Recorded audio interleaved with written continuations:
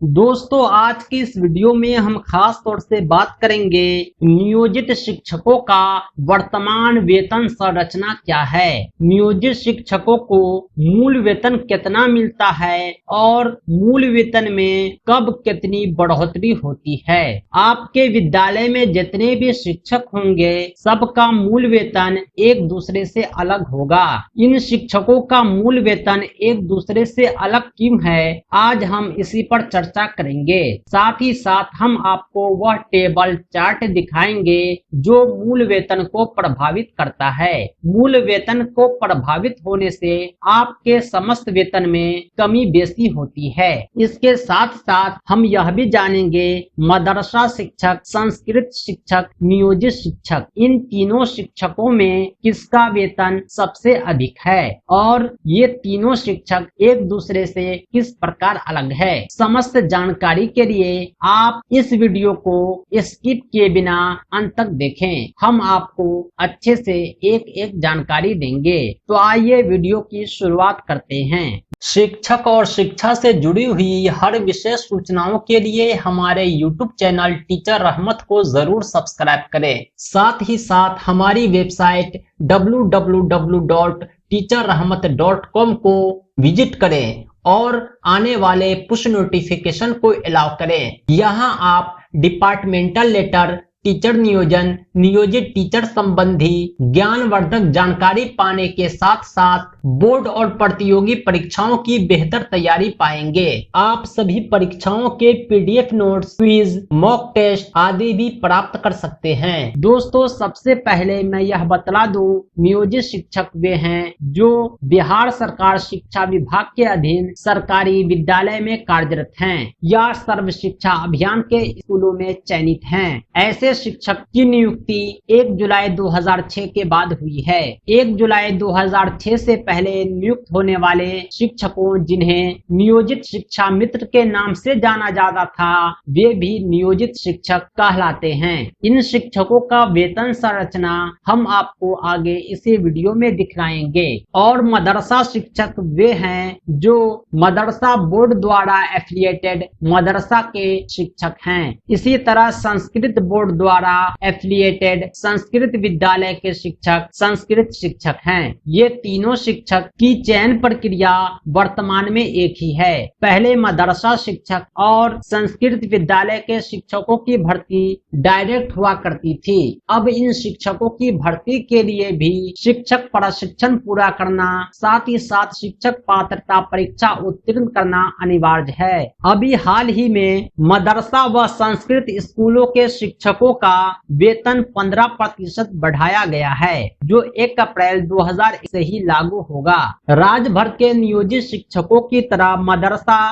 व संस्कृत स्कूलों के शिक्षकों को भी 15% वेतन वृद्धि का लाभ दिया गया है। इसके बाद मदरसा शिक्षक और संस्कृत विद्यालय के शिक्षक और नियोजित शिक्षक सबका मूल वेतन एक दूसरे से बराबर हो जाएगा। अब इसका मूल वेतन कितना होगा, वर्तमान में जितने भी शिक्षक हैं उसका मूल वेतन कितना है, उसके वेतन में कब कब वृद्धि होती है, सब हम इस वीडियो में चर्चा करेंगे। दोस्तों, अभी आप स्क्रीन पर एक टेबल देख रहे हैं, यही टेबल आपके लिए सफिशिएंट है। इसी टेबल का उपयोग करके हम आपको सब कुछ समझा देंगे। वर्तमान में चाहे वो सरकारी विद्यालय में कार्यरत नियोजित शिक्षक हो, चाहे मदरसा शिक्षक हो, चाहे संस्कृत शिक्षक हो, सबका एक ही वेतन मान है, वो है 5200 से 20,200।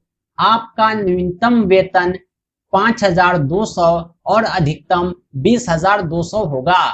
अब कब कितना होगा सब हम आगे जानेंगे। नियोजित शिक्षकों को मूल वेतन के अलावा ग्रेड पे भी दिया जाता है।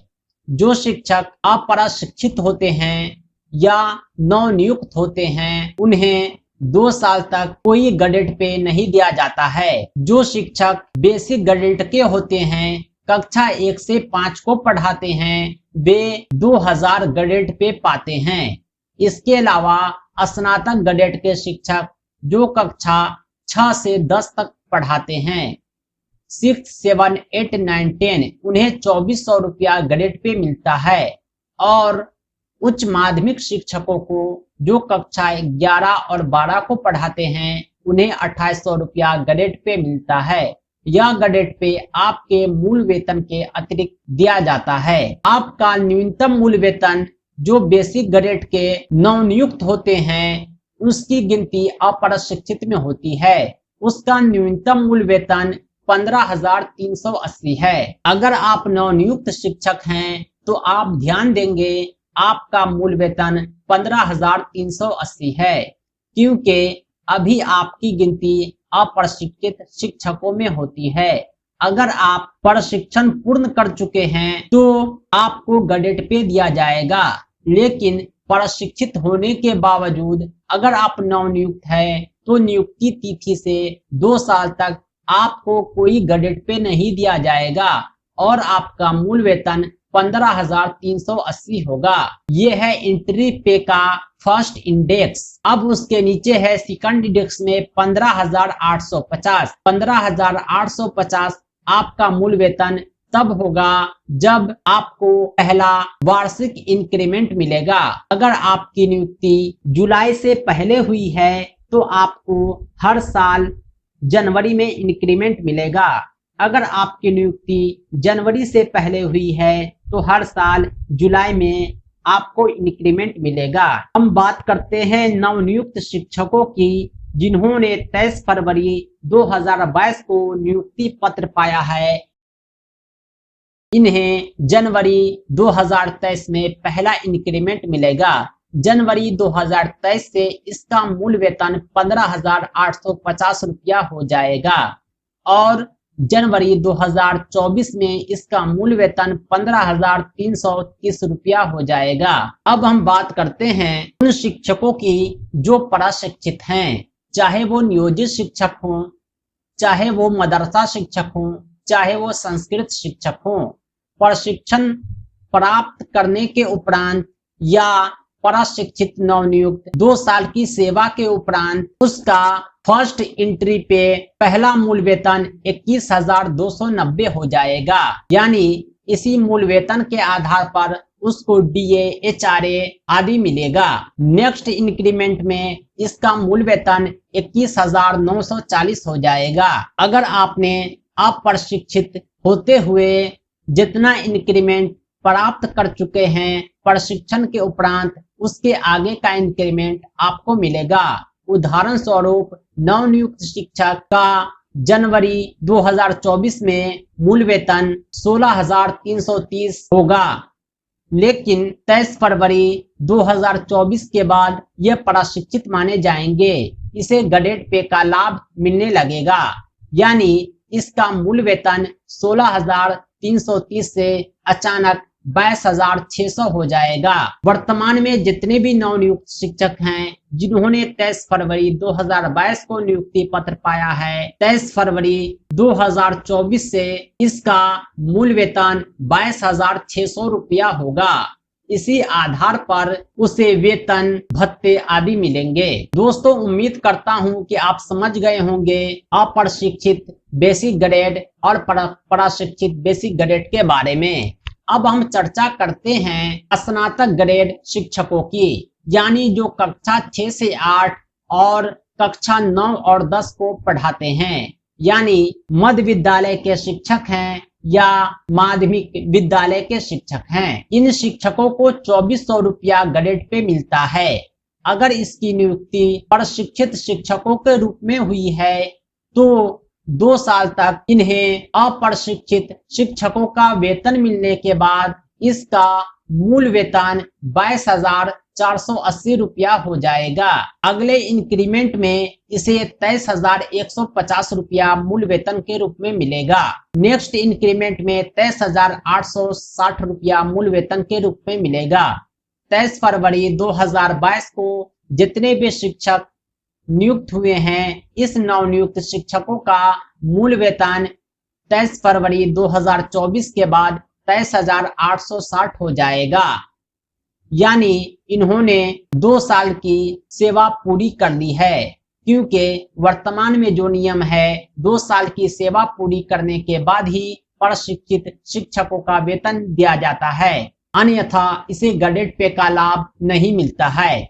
और ये जो लास्ट है 2800 गडेड पे, ये है उच्च माध्यमिक शिक्षकों के लिए जो कक्षा 11 और कक्षा 12 को पढ़ाते हैं।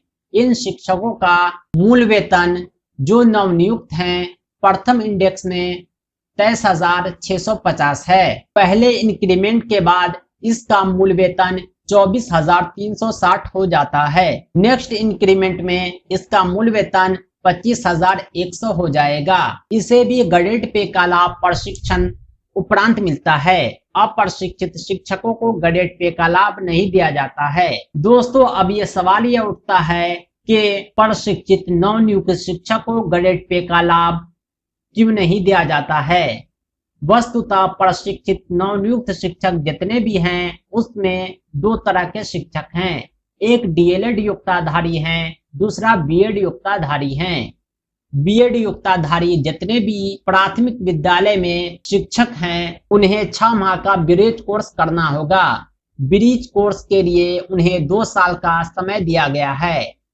ब्रिज कोर्स पूरा करने के उपरांत ही वे प्रशिक्षित शिक्षक माने जाते हैं। और बात रही डीएलएड शिक्षकों की, इन्हें किसी प्रकार का ब्रिज कोर्स नहीं करना है, फिर भी शिक्षा विभाग के आदेशानुसार इन्हें गडेड पे नहीं दिया जाएगा। आखिर अभ्यर्थियों ने यह मांग उठाई थी कि डीएलएड योग्यताधारी शिक्षक प्रशिक्षित हैं, इन्हें गडेड पे दिया जाए। इससे संबंधित हमने भी वीडियो साझा किया था जिसे आप इस वीडियो के डिस्क्रिप्शन में देख सकते हैं। हमने विस्तार से चर्चा किया था।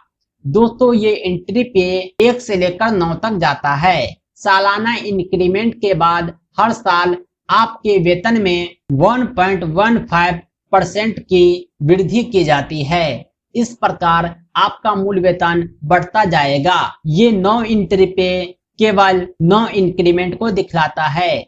अगर आप 9 से ज्यादा इंक्रीमेंट लेते हैं तो एंट्री पे बढ़ता जाएगा। दोस्तों, यह वेतनमान समस्त नियोजित शिक्षकों के लिए, मदरसा शिक्षकों के लिए और संस्कृत शिक्षकों के लिए है।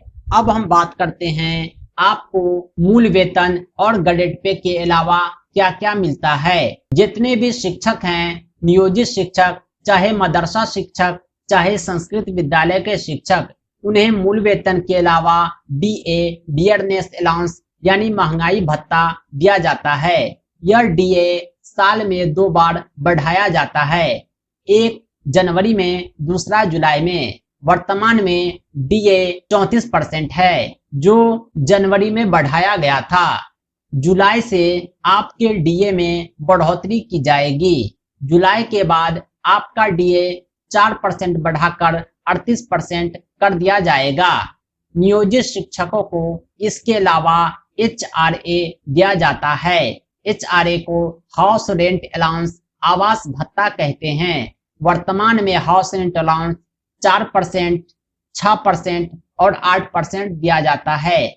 4% किन शिक्षकों को मिलता है, 6% किन शिक्षकों को मिलता है, 8% किन शिक्षकों को मिलता है। इसके लिए हमने अलग वीडियो बना रखे हैं। आवास भत्ता से संबंधित यह वीडियो इस वीडियो के डिस्क्रिप्शन में देख सकते हैं।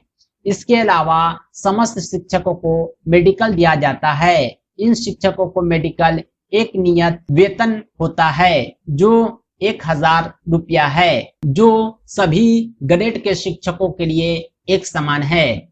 डीए और एचआरए मूल वेतन पर दिया जाता है। जैसे जैसे आपका मूल वेतन बढ़ता है, डीए और एचआरए बढ़ता जाता है। इसके अलावा आपका जो कुल वेतन है उसमें से 1,800 रुपया काट लिया जाता है, माइनस करके जो आपके ईपीएफ डिडक्शन होता है। शेष राशि ईपीएफ डिडक्शन के बाद आपके बैंक खाते में भेजी जाती है। दोस्तों, उम्मीद करता हूं कि आपको अच्छे से समझ में आ गया होगा नियोजित शिक्षक, मदरसा शिक्षक और संस्कृत विद्यालय में कार्यरत शिक्षकों का वेतनमान कितना है और किसका मूल वेतन कब बढ़ता है। विद्यालय के समस्त शिक्षकों के मूल वेतन में भिन्नता किम और कब है। दोस्तों, इससे संबंधित अगर कोई और जानकारी आप चाहते हैं कोई और प्रश्न पूछना चाहते हैं तो इस वीडियो के कमेंट बॉक्स में पूछ सकते हैं। आपके प्रश्नों के उत्तर देने के लिए हम हर समय तत्पर रहते हैं। इसी तरह के ज्ञानवर्धक जानकारी के लिए, शिक्षक और शिक्षा से संबंधित हर सूचनाओं के लिए हमारे YouTube चैनल टीचर रहमत को जरूर सब्सक्राइब करें। दोस्तों, बोर्ड और प्रतियोगी परीक्षाओं की तैयारी के लिए PDF नोट्स प्राप्त करने के लिए आप हमसे संपर्क करें। हमारा संपर्क सूत्र है 7631314948।